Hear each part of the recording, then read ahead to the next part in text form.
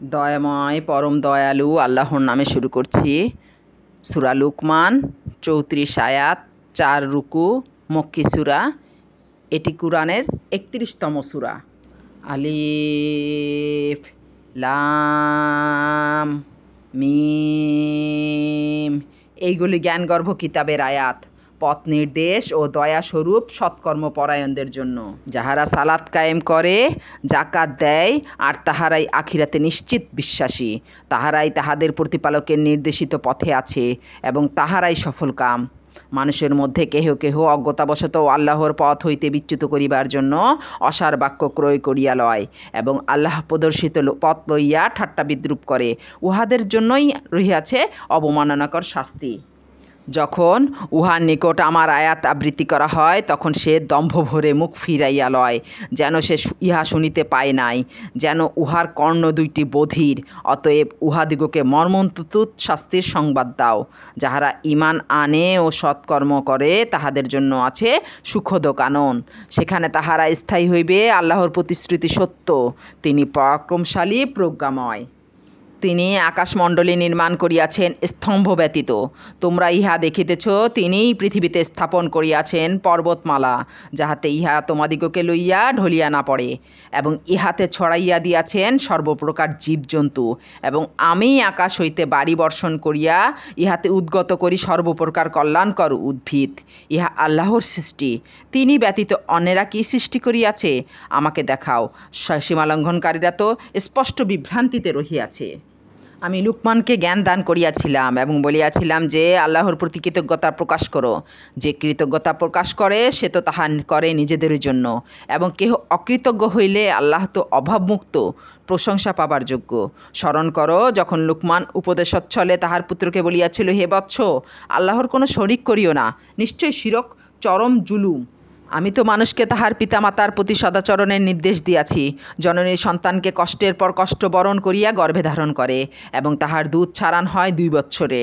সুতরাং আমার প্রতি ও তোমার পিতামাতার প্রতি কৃতজ্ঞ হও। প্রত্যাবর্তন তো আমারই নিকট। তোমার পিতামাতা যদি তোমাকে পীড়াপিড়ি করে আমার সমকক্ষ দাঁড় করাইতে, যে বিষয়ে তোমার কোনো জ্ঞান নাই, তুমি তাহাদের কথা মানিও না। তবে পৃথিবীতে তাহাদের সহিত বসবাস করিবে সৎভাবে, এবং যে বিশুদ্ধ চিত্তে আমার অভিমুখী হইয়াছে তাহার পথ অবলম্বন করো। অতঃপর তোমাদের প্রত্যাবর্তন আমারই নিকট, এবং তোমরা যাহা করিতে সে বিষয়ে আমি তোমাদিগকে অবহিত করিব। হে বৎস, ক্ষুদ্র বস্তুটি যদি সরিষার দানা পরিমাণও হয় এবং উহা যদি থাকে শিলাগর্ভে অথবা আকাশে কিংবা মৃত্তিকার নিচে, আল্লাহ তাহাও উপস্থিত করিবেন। আল্লাহ সূক্ষ্মদর্শী, সম্যক অবগত। হে বৎস, সালাত কায়েম করিও, সৎকর্মের নির্দেশ দিও আর অসৎকর্মে নিষেধ করিও, এবং আপদে বিপদে ধৈর্য ধারণ করিও। ইহাই তো দৃঢ় সংকল্পের কাজ। অহংকার বশে তুমি মানুষকে অবজ্ঞা করিও না এবং পৃথিবীতে উদ্ধতভাবে বিচরণ করিও না। নিশ্চয় আল্লাহ কোনো উদ্ধত অহংকারীকে পছন্দ করেন না। তুমি পদক্ষেপ করিও সংযতভাবে এবং তোমার কণ্ঠস্বর নিচু করিও। নিশ্চয় সুরের মধ্যে গদর্ভের সুরই সর্বাপেক্ষা অপ্রীতিকর। তোমরা কি দেখো না, আল্লাহ আকাশমণ্ডলী ও পৃথিবীতে যাহা কিছু আছে সমস্তই তোমাদের কল্যাণে নিয়োজিত করিয়াছেন, এবং তোমাদের প্রতি তাহার প্রকাশ্য ও অপ্রকাশ্য অনুগ্রহ সম্পূর্ণ করিয়াছেন। মানুষের মধ্যে কেহ কেহ অজ্ঞতাবশত আল্লাহ সম্বন্ধে বিতণ্ডা করে। তাহাদের না আছে পথ নির্দেশক, আর না আছে কোনো দীপ্তিমান কিতাব।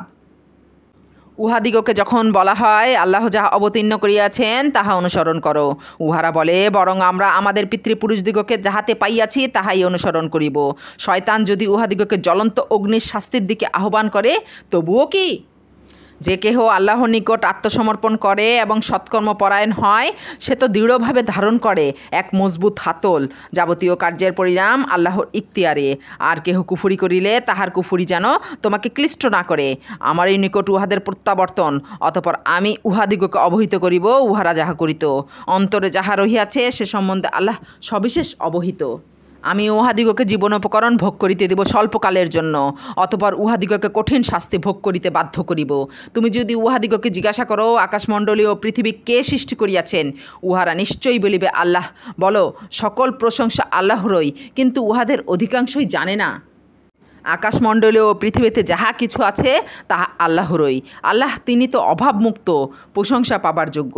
পৃথিবীর সমস্ত বৃক্ষ যদি কলম হয় আর সমুদ্র হয় কালি এবং উহার সহিত আরও 7 সমুদ্র যুক্ত হয়, তবুও আল্লাহর বাণী নিঃশেষ হইবে না।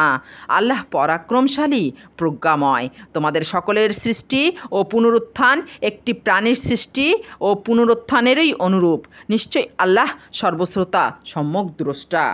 তুমি কি দেখো না, আল্লাহ রাত্রিকে দিবসে এবং দিবসকে রাত্রিতে পরিণত করেন। তিনি চন্দ্র ও সূর্যকে করিয়াছেন নিয়মানাধীন, প্রত্যেকটি বিচরণ করে নির্দিষ্ট কাল পর্যন্ত। তোমরা যাহা করো আল্লাহ সে সম্পর্কে অবহিত। এইগুলি প্রমাণ যে আল্লাহই সত্য এবং উহারা তাহার পরিবর্তে যাহাকে ডাকে তাহা মিথ্যা। আল্লাহ তিনি তো সমুচ্চ মহান। তুমি কি লক্ষ্য করো না যে আল্লাহর অনুগ্রহে নৌযানগুলি সমুদ্রে বিচরণ করে, যদ্বারা তিনি তোমাদিগকে তাহার নির্দেশনাবলীর কিছু প্রদর্শন করেন? ইহাতে অবশ্যই নিদর্শন রহিয়াছে প্রত্যেক ধৈর্যশীল কৃতজ্ঞ ব্যক্তির জন্য। যখন তরঙ্গ উহাদিগকে আচ্ছন্ন করে মেঘচ্ছায়ার মতো, তখন উহার আল্লাহকে ডাকে তাহার আনুগত্যে বিশুদ্ধচিত্ত হইয়া। কিন্তু যখন তিনি উহাদিগকে উদ্ধার করিয়া স্থলে পৌঁছান, তখন উহাদের কেহ কেহ সরল পথে থাকে। কেবল বিশ্বাসঘাতক অকৃতজ্ঞ ব্যক্তি আমার নির্দেশনাবলী অস্বীকার করে। হে মানুষ, তোমরা তোমাদের প্রতিপালককে ভয় করো এবং ভয় করো সেই দিনের যখন পিতা সন্তানের কোনো উপকারে আসিবে না, সন্তানও কোনো উপকারে আসিবে না তাহার পিতার। আল্লাহর প্রতিশ্রুতি সত্য। সুতরাং পার্থিব জীবন যেন তোমাদিগকে কিছুতেই প্রতারিত না করে এবং সেই প্রবঞ্চক যেন তোমাদিগকে কিছুতেই আল্লাহ সম্পর্কে প্রবঞ্চিত না করে। কিয়ামতের জ্ঞান কেবল আল্লাহর নিকট রহিয়াছে। তিনি বৃষ্টি বর্ষণ করেন এবং তিনি জানেন যাহা জরায়ুতে আছে। কেহ জানে না আগামী করলেও সে কি অর্জন করিবে, এবং কেহ জানে না সে কোন স্থানে তাহার মৃত্যু ঘটিবে। নিশ্চয় আল্লাহ সর্বজ্ঞ, সর্ববিষয়ে অবহিত। প্লিজ ভালো লাগলে পাশে থাকবেন, আমাকে সাপোর্ট করবেন, আর লাইক কমেন্ট শেয়ার করতে ভুলবেন না। আসসালামু আলাইকুম।